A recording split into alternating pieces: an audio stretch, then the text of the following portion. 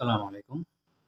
আলোচনা করব খুব একটি জঘন্য শব্দকে নিয়ে, যেটা কোরআন এবং হাদিসের ভাষ্য অনুযায়ী নামিমাহ বা নামিম, যেটার ইংলিশ হচ্ছে টেল বেরার, বাংলা হচ্ছে চুগলখোর। হ্যাঁ, চুগলখোর কাকে বলে? যে ব্যক্তি আহ, একজনের দোষ অন্যজনকে গিয়ে বলে ঝগড়া ফেতনা সৃষ্টি করার জন্য। এটা হচ্ছে নামিমা বা চুগলখোরের সংজ্ঞা। এখন দেখব কোরআন এবং হাদিসে এই জঘন্য কাজকে কি হিসেবে আল্লাহ তাআলা বা নবী করিম সাল্লাল্লাহু আলাইহি ওয়াসাল্লাম আখ্যায়িত করেছেন। প্রথমে আসি কোরআনে। কোরআনে আল্লাহ তাআলা বলেছেন, ওয়ালা তুতি' কুল্লা হাল্লাফিন মাহিন হাম্মাজিম মাশশাইন বিনামিম। অর্থাৎ আল্লাহ তাআলা নবীকে বলেন, হে নবী, আপনি ওই সমস্ত মানুষদের অনুসরণ করবেন না যারা অপবাদ দেয়, যারা এই যে চুগলখোর করে, এদের অনুসরণ করবেন না। এখন আমাকে বুঝতে হবে আল্লাহ তাআলা নবীকে কার অনুসরণ করতে মানা করেছেন। কোরআনের মধ্যে আল্লাহ তাআলা নবী করিম সাল্লাল্লাহু আলাইহি ওয়াসাল্লাম বেশ কিছু মানুষের গোত্রর অনুসরণ করতে মানা করেছেন। যেমন প্রথমে আসি কুফফার, এদের অনুসরণ করা যাবে না।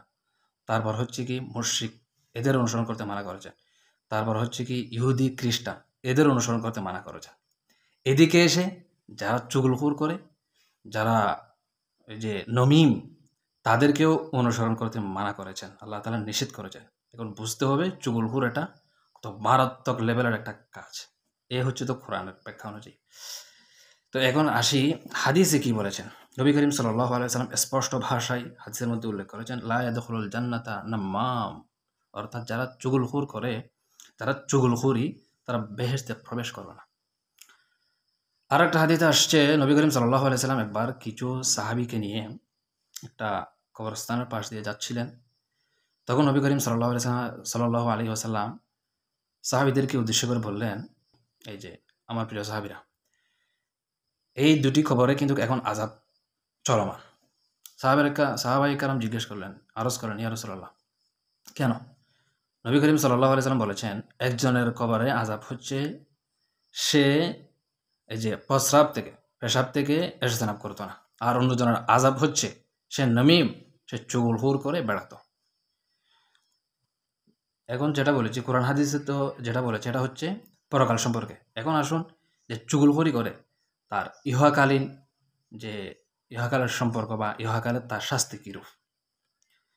সর্বপ্রথম হচ্ছে যে এই ধরনের কাজ করে, যে বা যারা, তারা এই যে সমাজের মধ্যে তারা তাদের গ্রহণযোগ্যতা হারায়।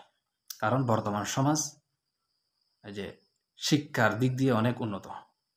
কারণ মানুষ বুঝে, এই যে এখন বুঝে যায় যিনি চুগলখোর সে কোন টাইপের মানুষ, তার লেভেল কতটুকু। যার কাছে সে চুগলখড়ি করতেছে তিনি বুঝে ফেলবে যে সে তার মানুষটার লেভেল কতটুকু, মানুষটার গ্রহণযোগ্যতা কতটুকু। কারণ যে শুনতেছে সেও মনে মনে ভাবতেছে, তুমি আজ যেভাবে আমাকে অন্যর বিরুদ্ধে খেপিয়ে তোলার জন্য, ফেতনা সৃষ্টি করার জন্য, ঝগড়া সৃষ্টি করার জন্য কাজ করে যাচ্ছ, হতে পারে একদিন তুমি আমার বিরুদ্ধেও অন্যজনের কাছে এ ধরনের কাজ করবে। সেজন্য সর্বপ্রথম তুমি দেশের মধ্যেও, সমাজের মধ্যেও, পরিবারের মধ্যেও গ্রহণযোগ্যতা হারাবে। এতটুকুতে শেষ নয়, তার যে সন্তান সন্ততি রয়েছে তারও জনগণের কাছে, মানুষের কাছে গ্রহণযোগ্যতা হারাবে। কারণ বলছিলাম তো বর্তমান মানুষ যে শিক্ষার দিক দিয়ে উন্নত, তো মানুষ বুঝে যায়।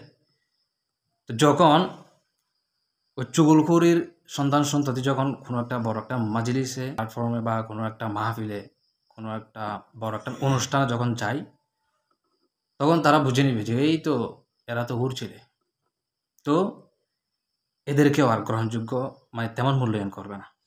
তো ছেলেরাও, সন্তান সন্ততিরাও যে মানুষের কাছ থেকে গ্রহণযোগ্যতা হারিয়েছে, সম্মান হারিয়েছে, এটার কারণ কে? তার গার্ডিয়ান।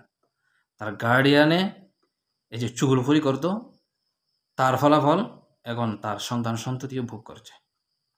তো আমি আশা করব আল্লাহ পাক আমাদেরকে যেন এই ধরনের জঘন্যতম কাজ থেকে হেফাজত করে।